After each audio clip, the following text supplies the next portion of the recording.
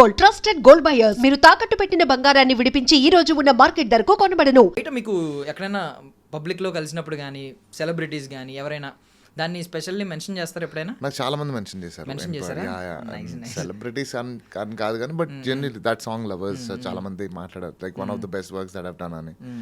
So thank you. So first of all Prithvi Chandra గారి గురించి ఆయన అడిగారు ఆ రోజు, అంటే ఎలా చూస్తారు మిమ్మల్ని మీరని, బికాజ్ ఎందుకంటే మిమ్మల్ని యాక్టర్గా చూసాం, డైరెక్టర్గా చూసాం. సో వాట్ నాట్ అన్నట్టు మీ కెరియర్ చూసుకుంటే వాట్ నాట్ అన్నట్టే ఉంది. మీ రెజ్యూమ్ చూస్తే నాకు తెలిసి ఫస్ట్ లైన్ అదే ఉంటుందేమో. చాలా పేర్లు మెన్షన్ చేసి చాలా రకరకాల డెసిగ్నేషన్స్ మెన్షన్ చేసి లాస్ట్లో వాట్ నాట్ అని పెడతారేమో అని అనిపిస్తుంది. ఏం ట్రై చేయండి ఏముంది, మీరు ట్రై చేయాలి అని అనుకుని ట్రై చేయండి. అండ్ అట్లా ఏం లేదండి, అంటే just that story telling has been always అంటే main part of what I was doing. So ఒక కథ చెప్పాలి, చిన్నదైనా ఒక 10 సెకండ్లైనా, ఒక 3 నిమిషాలైనా, 3 గంటలైనా, అదేంగా నా పోస్ట్ కానీ or what I'm doing has been going well. అంటే నార్మల్లీ బ్యాక్ బెంచ్ స్టూడెంట్ అండి, కాలేజ్లో ఉన్నప్పటి నుంచి ఇలాగా సరదాగా టీజ్ చేయడం. నేను I was very timid and I don't talk, ఎక్కువ మాట్లాడేవాడిని కాదు. I use to be in my own. ఉన్నారు చాలా limited friends, limited set of ఫ్రెండ్స్తో ఐ టాక్. అండ్ ఈ డైరెక్షన్, ఈ యాక్టింగ్ ఇలాంటివన్నీ ఉన్నాయి కదా, వాటిలో మీ ప్రయారిటీ ఏంటి? నాకు స్టోరీ టెలింగ్ అని చెప్పినట్టే, డైరెక్షన్ అని కాదు. డైరెక్షన్ ఇస్ జస్ట్ అంటే మనం పెట్టుకునే పోస్ట్. ఓవరాల్గా చూసుకున్నప్పుడు నాకు కథ చెప్పాలంటే ఇష్టం అనమాట. నేను ఇట్లా చూస్తున్నాను ఈ పర్టికులర్ థింగ్ అని చెప్పడం ఇష్టం. Is what I do. Even independent music చేసినప్పుడు కూడా అలాగే అంతే ఫీల్ అవుతాను. స్టోరీ నేను చెప్తున్నాను, ఒక స్టోరీ చెప్తాను. నేను ఊరికే నేను ఒక కంట్రీకి వెళ్ళినా కూడా ఒక రీల్ పెట్టినప్పుడు ఓకే నేను this is the order that I followed అన్నట్టు ఒక కథ చెప్పడం ఇష్టం. అది చిన్నదైనా ఒక 10 seconds అయినా, ఒక చెప్పాను 3 గంటలైనా. ఈవెన్ దానిలో కూడా ఫాలో అవుతారు మీరు, ఒక script. You can always make it colourful కదా, so it's about life. So first song ఏంటంటే మీకు పర్సనల్లీ, అంటే మేము చెప్పాలనుకుంటే ఇప్పుడు నేను శైలజ సాంగ్ కానీ ఇలాంటి సాంగ్స్ మెన్షన్ చేస్తూ ఉంటాం. మీకు పర్సనల్లీ నా కెరియర్ సెట్ అయ్యింది అని అనిపించిన ఆ గట్ ఫీలింగ్ ఇచ్చిన సాంగ్ ఏంటండి? ఫస్ట్ ఆఫ్ ఆల్ ఒక సాంగ్తో కెరియర్ ఏం సెట్ అయిపోదండి, అది నేను లేటర్ ఆన్ రియలైజ్ అయ్యాను. It's just that you get visibility and all. So Ruler was my first break. అంటే చాలా మందికి నా పేరు తెలిసిన పాట అది. దాని త్రూ నాకు I got lot more work. తర్వాత మెల్లగా క్రేజీ ఫీలింగ్ ఎలివేటెడ్ దాట్. అలాగే భీమ్లా నాయక్ వచ్చినప్పుడు ఇంకొంచెం ఎలివేట్ అయింది. So things like these worked. So ఇంకా సెట్ అయిపోయింది అన్నట్టయితే అట్లనే అనుకోవట్లేదు. I personally felt ruler. I was అంటే ఎన్టీఆర్ గారికి పాట పాడడం అనేది ఆ టైంలో అసలు ఇంపాసిబుల్. ఇప్పటికి ఇంకా కష్టమే, ఇప్పటికీ కష్టమే పాడడం ఆయన సినిమాలో పాట పాడడం అనేది. But glad it work. అట్లా అవన్నీ కుదిరినాయి అట్లా టైంకి. అంతే. కొన్ని సాంగ్స్ అంటే ఆడియో పరంగా ఒక తెలియని హై ఇస్తూ ఉంటుంది కామన్ లిజనర్కి కానీ ఎవరికైనా, మీకు కూడా పాడిన మీకు కూడా. వీడియో మ్యాచ్ అవ్వదు, కొన్ని మిస్ మ్యాచ్ అవుతూ ఉంటాయి పర్సనల్లీ, బికాజ్ మీరు కావాలనుకుంటే మీరే ఎవరినైనా రోస్ట్ చేయగలరు కాబట్టి మీకు ఇది అర్థం అవుతుంది. సో అలాంటి సాంగ్ ఎప్పుడైనా చూసారా మీ కెరియర్లో? అంటే సమ్ టైమ్స్ మనకేం తెలియదు కదండి. అంటే ఇప్పుడు మనం ఫస్ట్ ఆడియో పైన వర్క్ చేస్తాం, మనం వాళ్ళు ఫీల్ చెప్తారు, అంతా బాగానే ఉంటుంది. But visual comes out to be something else. అంటే మన కంట్రోల్ లేని విషయం అది. So I been very cool with how the things were going and all. అట్లా ఎప్పుడు రూలర్కి ఎప్పుడన్నా అలా ఫీల్ అయ్యారా పర్సనల్లీ? అంటే నేను ఫీల్ అయ్యాను, నేను ఓపెన్గానే చెప్తున్నాను, ప్రాబ్లం ఏం లేదు. అంటే రూలర్ సాంగ్ విన్నప్పుడు నాకు ర్యాప్ అని తెలియదు అప్పటికి మనం MP3 సాంగ్స్ డౌన్లోడ్ చేసుకోవడం పెట్టుకోవడం విన్నప్పుడు అది ఒక అద్భుతమైన సాంగ్. అసలు ఏంటి ఎలా ఉంటుంది దీని మేకింగ్ అన్న ఫీలింగ్ ఉంది. Something out of the context, ఎవరో ఆలోచించకుండా అవుట్ ఆఫ్ ద సిలబస్ ఏదో క్వశ్చన్ వస్తే ఎలా సర్ప్రైజ్ అవుతాం, మనం ఎవరో ఇలా ఇమాజిన్ చేయలేదు ఎలా ఉంది అని చెప్పి కొంతమంది ఆ టైంలో వచ్చిన క్రిటిసిజం, నెగిటివ్ క్రిటిసిజం కూడా కొంచెం వచ్చింది ఆ వీడియో సాంగ్. మీరు ఏమన్నా అది పర్సనల్ ఏమన్నా? అంటే మన చేతిలో లేని విషయం కదండి. అంటే ఇప్పుడు సమ్ టైమ్స్ థింగ్స్ గో కొంచెం సైడ్కి వెళ్తాయి అంతే అనుకున్నది ఒకటి.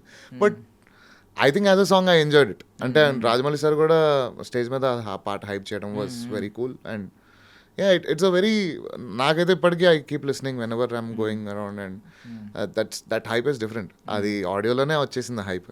సో మొన్న పాడారు ఇంటర్వ్యూలో, మళ్ళీ పాడిపిస్తున్నాం అని అనుకోకపోతే మళ్ళీ ఒకసారి పాడారు. అంగ వంగ కేరళ కళింగ గౌడ కుంతల విదర్భ మగధ సింహళ సాల్వ గౌళ బర్బర అవంతి చోట లాట పాండ్య చేరి మద్ర చక్రవర్తులెందరున్న వీడు ఏక వీరుడు ఏకైక క్షాత్ర వీర్యుడు కావ్య చిత్రలేఖనం సంగీత శిల్ప నాటకం సముద్రికం ఉచాటనం ఆకర్షణం విద్వేషణం అగ్నిజల వయస్తంభం బహుకళా ప్రవీణుడు నవీనుడు బాణ ఖడ్గ చేరి శక్తి యష్టి ప్రాస గద పాశ వజ్ర దండ కుంత శూల ధనుర్విద్యా ప్రపూర్ణుడు ఘన ఘన ఘన ఘనుడు అగణిత గుణగణుడు జనగణమున ఘనుడు రూలర్. సూపర్ అండి, super, thank you. So rap మధ్యలో ఎలా వచ్చింది మీ లైఫ్లో? అంటే ఫస్ట్ నుంచి ర్యాప్ ఉందా మీ లైఫ్లో? అంటే ఇది టెక్నికల్గా అయితే వీళ్ళు లిరిక్స్ అండి యాక్చువల్లీ చంద్రబోస్ గారు రాసిన లిరిక్స్ ఇవి యాక్చువల్లీ. సో దీన్ని ఆ స్టైల్లో కొంచెం వర్కౌట్ చేయడం జరిగింది. బట్ ర్యాప్ యూజువలీ చిన్న చిన్న ఫిల్లర్స్ రాయడం అవన్నీ I started working for Keeravani sir. అప్పుడు వెనకాల బ్యాక్ ఎండ్ చిన్న ఫిల్లర్స్ లైక్ వెనకాల హీరో ఇంట్రోస్ల మధ్యలో హీస్ ద హీరో అన్నట్టు అట్లా ఒక చిన్న వస్తుంటాయి కదా బెట్స్. సో అట్లా తమన్ గారికి అండ్ కీరవాణి సార్కి ఎర్లీ ఇయర్స్లో ఐమ్ టాకింగ్ అబౌట్ 2010-11 ఆ టైంలో I worked. So that was one of my seeds and we grow కదా తెలియకుండా. we get a lot more exposure to what is happening in the world. బయట ఎట్లాంటి పాటలు వస్తున్నాయి, ఇంగ్లీష్ వాళ్ళు ఎలా చేస్తున్నారు, and we adapt to how we art is inspiration కదా అండి. సో కాపీ అని చెప్పాను కానీ ఇట్స్ జస్ట్ లైక్ ఎక్కడో చూస్తే easy to actually work it out. So yeah that's how I look at it. So basically అంటే మీ బేస్ ఒక next లెవెల్లో ఉంటుంది. ఆ రోలర్తో అది ప్రూవ్ అయింది. Even Bheemla Nayak title song కానీ ఇలాంటివన్నీ రావడానికి కారణం అది. సో బేస్కి అంటే కాఫీ తాగుతున్నారు కాబట్టి అడుగుతున్నాను, మీరు తీసుకునే ఫుడ్ కానీ డ్రింక్స్ కానీ ఏమైనా ఉంటాయా పర్టికులర్లీ ఏమన్నా? అంటే స్టార్టింగ్లో అంతకుముందు మెయింటెనెన్స్కి ఉండేది కానీ బట్ ఐ థింక్ ఇప్పుడు ఎట్లేం లేదండి. ఐ థింక్ ప్రాక్టీసే will actually make the voice very strong. అంతకుముందు కొంచెం ఎక్కువ చేశాను అని అనుకుంటున్నాను. ఏం చేసేవారు అప్పట్లో? అంటే వోకల్ టెక్నిక్స్ అండి ఇన్ టర్మ్స్ ఆఫ్ అంటే రెగ్యులర్ లెసన్సే కాకుండా దేర్ ఆర్ వోకల్ జిమ్స్ లాగా కొంచెం సస్టైన్ నోట్స్ చేయడం. ఇట్లా మా గురుగారు వైజర్స్ బాలసుబ్రహ్మణ్యం గారు కానీ రామచారి గారు కానీ they use to give us extra lessons like you know కొంచెం వర్క్ షాప్స్ లాగా టు మేక్ అవర్. అది ఎక్కువ వర్కౌట్ అయిందేమో అని అనుకుంటున్నాను నేను. ఒక 4-5 years అది డెవలప్ అయ్యేసరికి అంటే ఇప్పుడు యూనో కదా హౌ జిమ్ ఇస్. ఇప్పుడు మనం బాగా ఇప్పుడు వెళ్ళి ఫస్ట్ టైం 6 pack పెంచినప్పుడు చాలా కష్టపడాలి.